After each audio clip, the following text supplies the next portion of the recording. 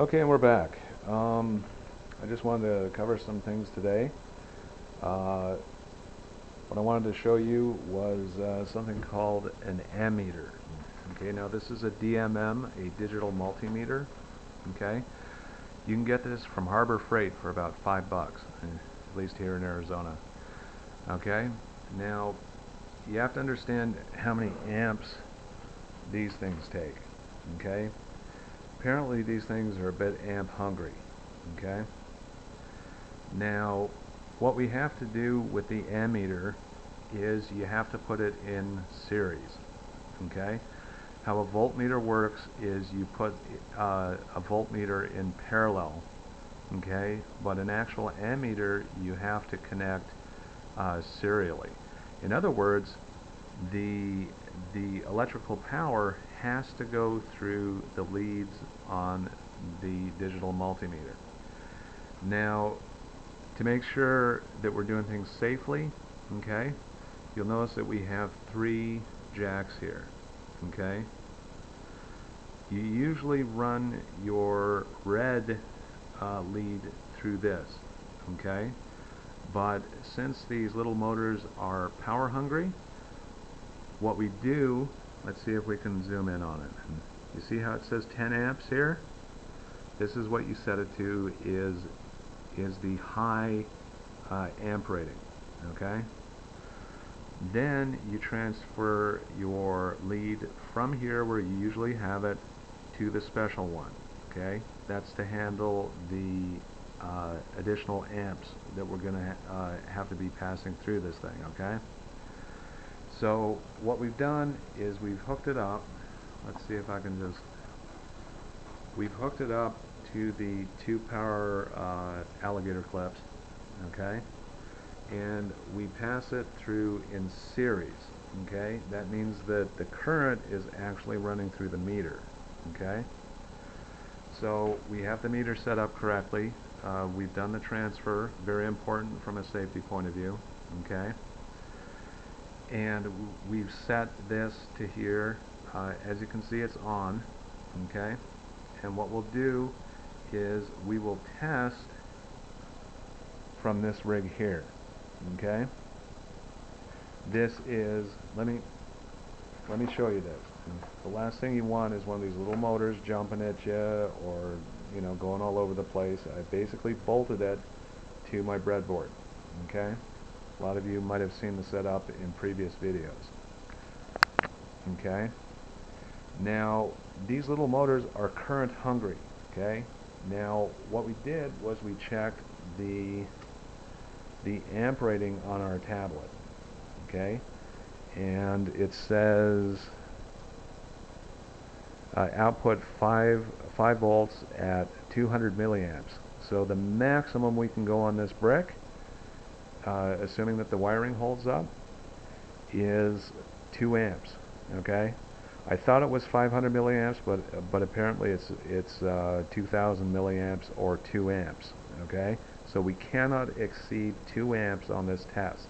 Okay, very important, or we'll start seeing the light emitting resistor thing.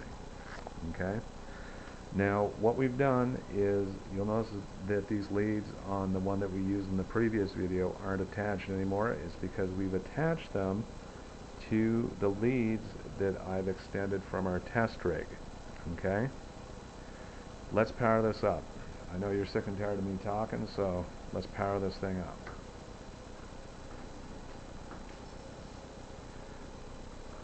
Okay, we're currently running 40 milliamps.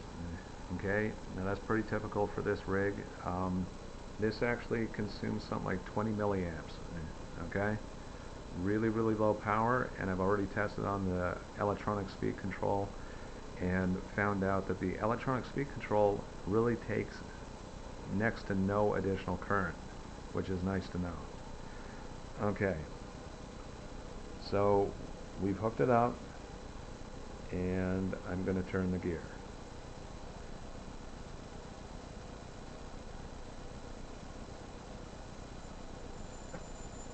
Whoops,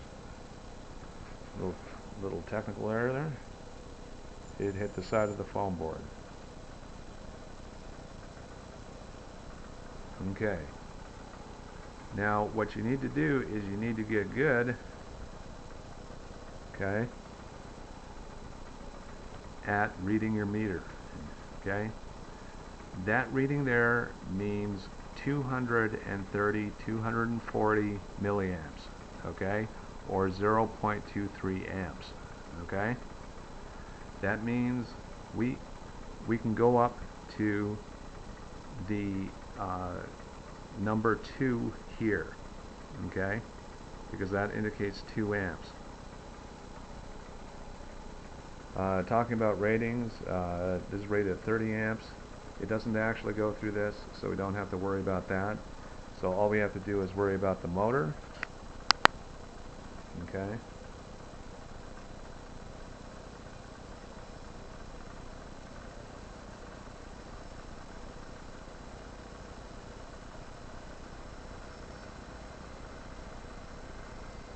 Okay, we got this going at a pretty good clip. In fact, this is about the maximum I'd want to run this rig at. Okay, even though I know it's safe. Okay, so we'll turn it down to there. I'm getting some pretty good air there. It kind of feels like a fan. Okay, I got my hand underneath it. Okay, it doesn't feel like something that would actually fly something. Okay, it's not like a strong wind, if that makes sense. Okay, let's take a look at the amps on that. We're running 420 milliamps, or 0.4 of an amp. Okay, and that's about as safe that I feel doing on a kitchen table. But that's what we got. We have it hooked up with the alligator clips. As kind of a side note, one of the things I noticed was that you can actually connect these things in one of 3 modes. Okay, more like error modes. I found that these 2 configurations actually work, but they don't sound right, if that makes sense. I think what's happening is that you're running 2/3 of your coils and one of them might be dragging. Okay, now I'm guessing here, but that's kind of what I'm thinking, is that you're running it in a mode that'll still work, but is wrong.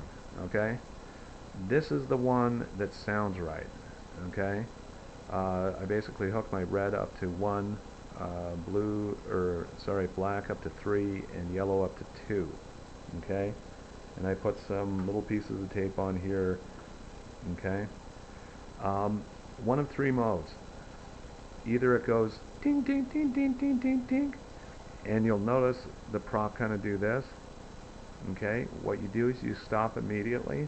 Okay, you just move with a purpose, as we put it.